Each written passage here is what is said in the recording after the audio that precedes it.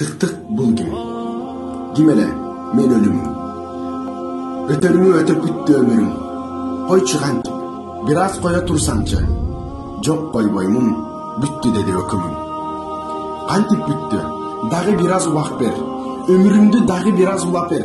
Мен өлүмгө даяк эмес элем го, улам ыйлап, колу менен урат жер.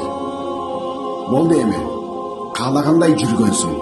Намаз оку дегендерге күлгөнсүң. Ошол чардап жүргөнүңдө бир күнү өмүр барып токторун да билгенсиң. Эми сени кысып кыйнайт кабырың.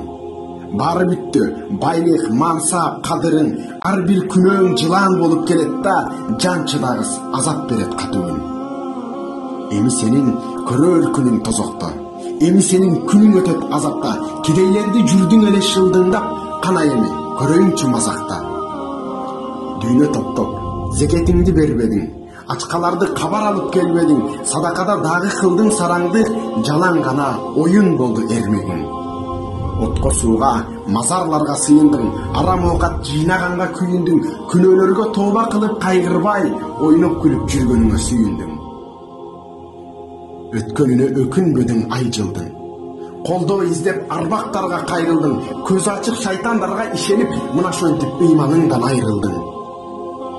Арам дебей, билгениңдей жемиштин. Жолун такыр издебедиң кейиштин, бирөөлөрдүн мүлкүн жеген уурдаган сага эми жыты арам бейиштин.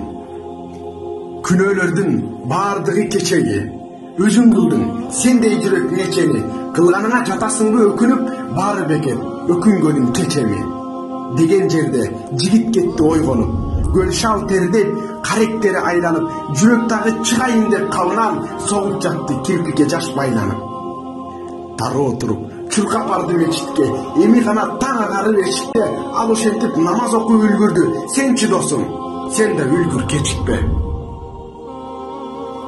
Автор Тарбек Эрматов. رب اشرح لي صدري ويسر لي أمري